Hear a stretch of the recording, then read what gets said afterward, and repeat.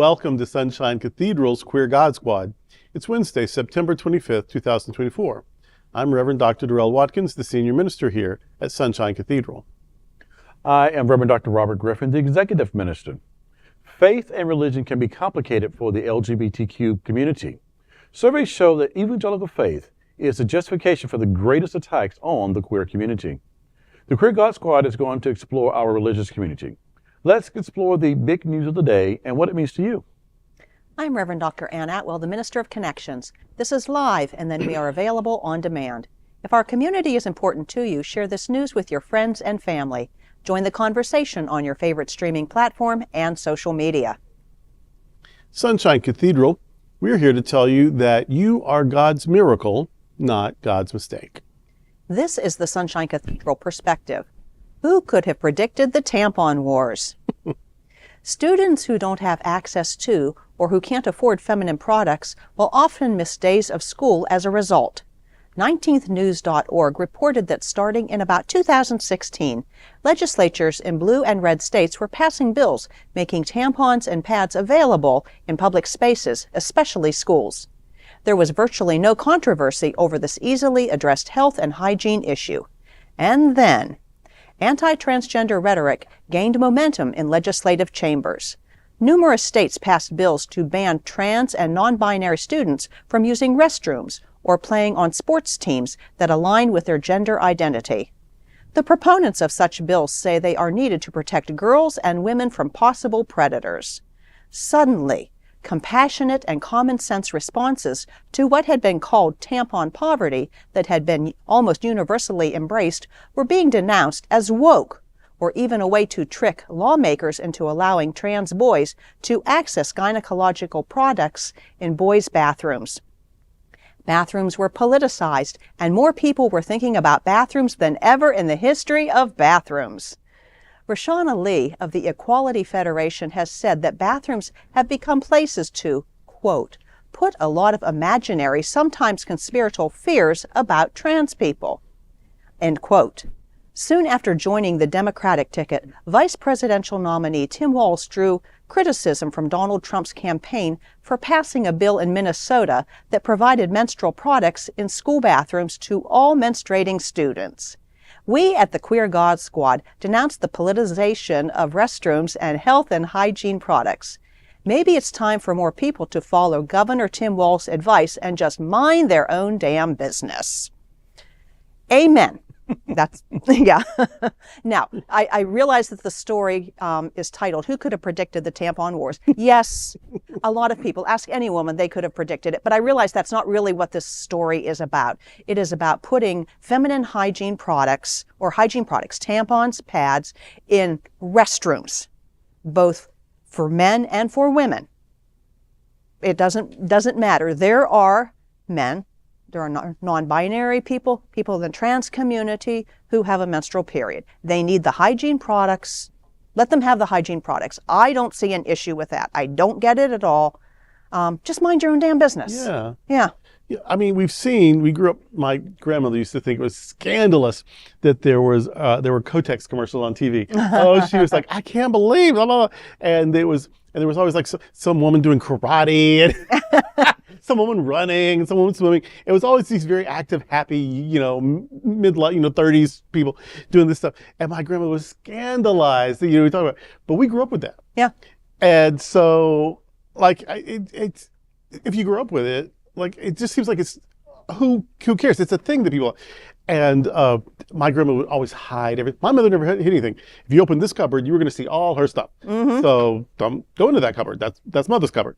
But like, so it just wasn't a, it's like you shave, you wash your hair, you use Q-tips, there's parts, you have whatever you need for whatever you need.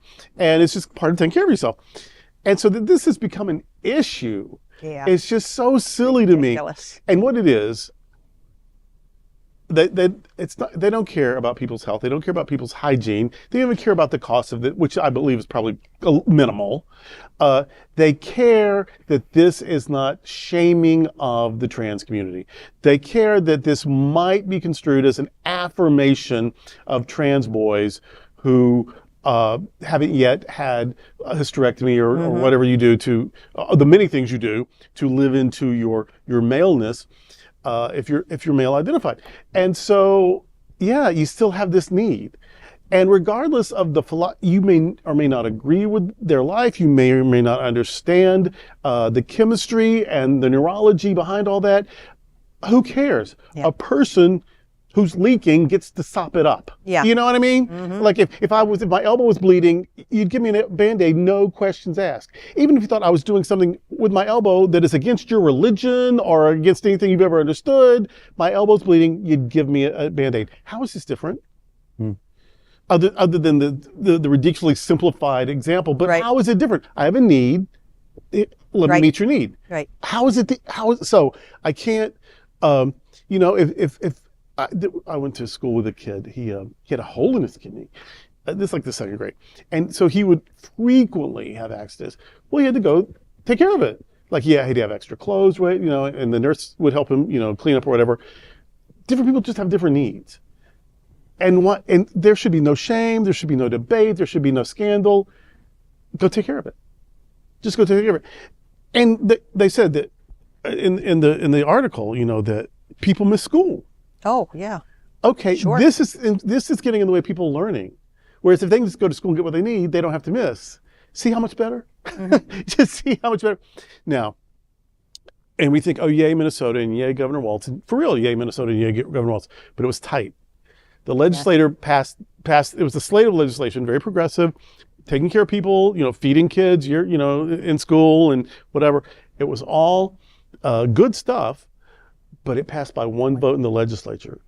So if you ever think your vote doesn't matter, yours could be the one that matters most. So we need you to register, we need you to vote, because all this good stuff happening in Minnesota came down to one vote.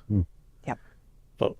I was thinking about this story, but also, rumbling in my mind, it's like, wow, I remember the time we used to put condoms in the bathroom in the early days of AIDS, and it was almost in every We metropolitan do it now. It's just not checking there. do it. She- Well, and not only do we put condoms in there, we all put additional stuff in there for both Dental genders. dams and- We put dental dams and feminine hygiene. And I'm just always amazed by people who come here. Oh my God, they got these in the bathroom. I'm like, why don't you have it in your church bathroom?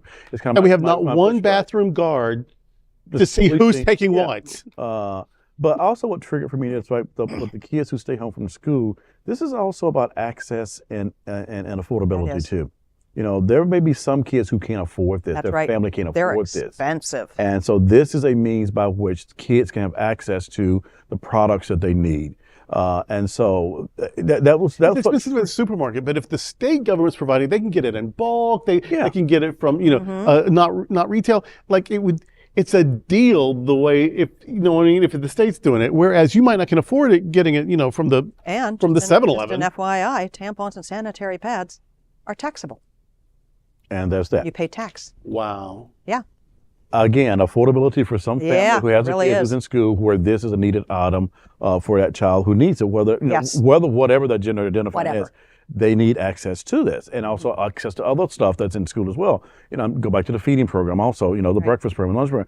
It's like this is just their attempt to tell us once again, be ashamed of what happens in the bathroom. Be afraid of the boogeyman in the bathroom. Yeah. Be afraid, be afraid, be afraid. But if you're all about let's take care of our children, let's do this for the kids, then do it. Some of your children are going to be trans. Then just do They're what's just right. going to be. Yeah. And this is a just thing. I'm the vote that happened. I'm so glad, like by one vote, really. That should have been a landslide vote. Yes. We want to protect our children. We want to help our children. We want to do the right thing by helping our kids. That should have been a no-brainer. Yeah. This is all about keeping trans people and queer people in their place, making sure that people are afraid of or disgusted by or are not concerned with or empathetic toward LGBTQ plus kids. Now, some fool who's running for a very high public office has said in recent weeks that, your kids, it's just horrible. Your kid goes to school, 8 o'clock in the morning, comes home at 3:30, has had an operation. Not one time in the history of the world has that happened. That is a lie. That is a ridiculous lie. Much like this idea that Haitian immigrants are just feasting on the neighborhood cats. That is a lie. That is a racist trope and a lie. It is a lie, it's a lie, it's a lie. And so no one ever went to school, went to the nurse's office, had the nurse do gender confirmation surgery, and then, back to study hall. Never once. Of course not.